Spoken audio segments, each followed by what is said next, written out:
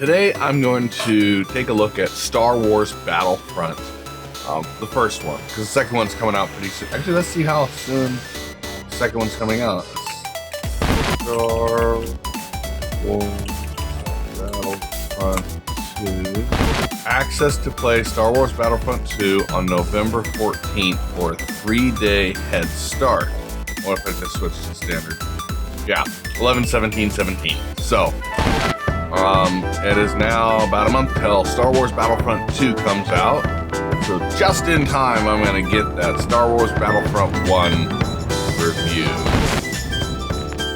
So Star Wars Battlefront 1 does have quite a few game modes: missions, skirmish, or multiplayer. For missions, you do 1 or 2 player action.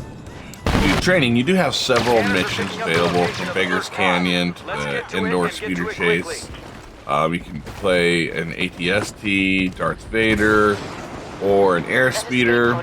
Under battles, you can battle on Hoth, you can do hero battles, Tatooine, survival, single or cooperative action.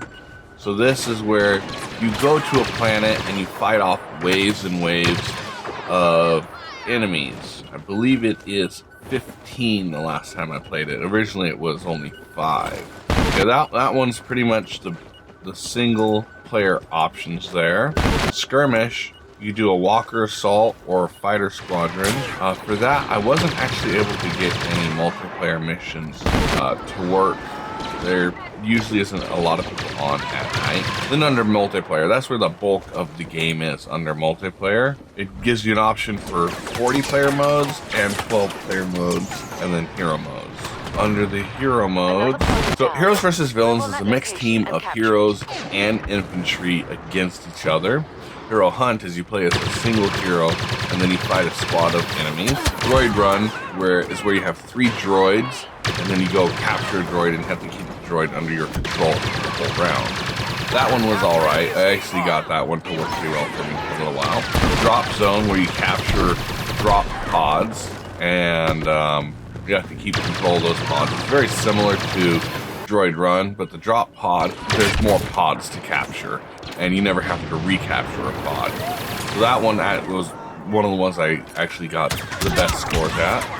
Cargo is where you steal enemy cargo while protecting your own. I didn't get that one to work for me. Blast. Defeat more enemies than other teams to win the battle. That one never worked for me. Under Fighter Squadron, you get to hop into a starfighter and dominate the skies. Under Walker Assault, you have 2 Imperial Walkers coming at a Rebel base, and if you're playing against the Rebels, you have to defeat the Walkers. You do that by getting attack bombing runs on the Walkers, and it stops them, and you can attack them, and it allows you to defeat them. You get like 4 or 5 tries before it gets to your base. If you defeat both of them, you win. Whereas if you're the Imperials, you need to stop them from getting the bomber strikes and kill the Rebels. If the Walkers make it all the way to the base, you win. Under Supremacy, you drive off the enemy off the planet in all-out warfare. I never was able to play that one. Turning Point, the Empire defends their stronghold against a furious Rebel attack. The most common one is the Walker Assault. People like to play that quite often. There are 4 expansion packs. There's the Rogue One Scarab, Death Star, Bespin, and the Outer Rim. None of those ever worked for me. There was never anybody at night. You also, as you play, you get points and credits, which you can use to purchase better weapons, different abilities.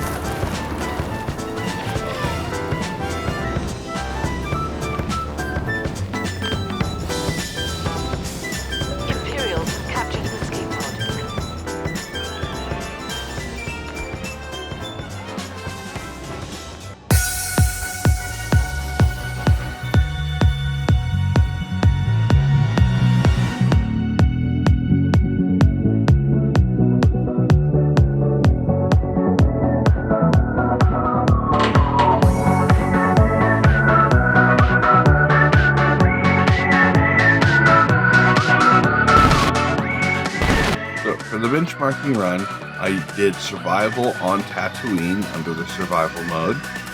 and just a matter of following the same course through the Tatooine canyons. I did a 120-second, 2-minute run around the canyon multiple times. For my system, I have a 6700K and 2 GTX 1080s in SLI with the cards not overclocked.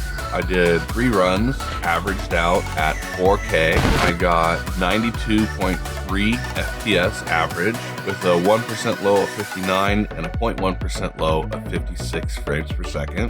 Then when I overclocked them with a slight overclock, also at 4K, I got 106 frames per second, 68 FPS at a 1% low, and 63 at a 0.1% low.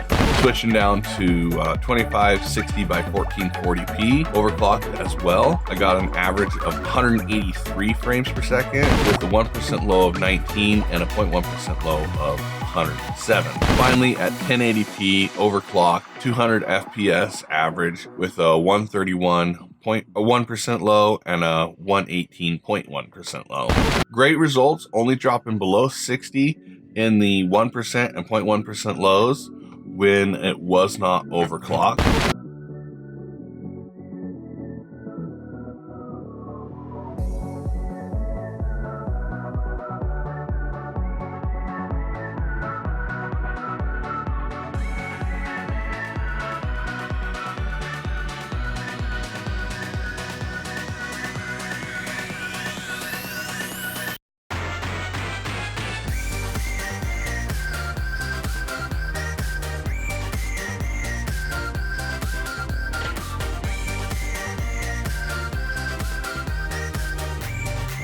So if you like this video, go ahead and leave a like down below.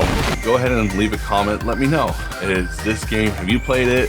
Are you going to continue to play it? Do you like it? Are you going to get the new Battlefront 2? Are you excited to see a review of Battlefront 2? Let me know.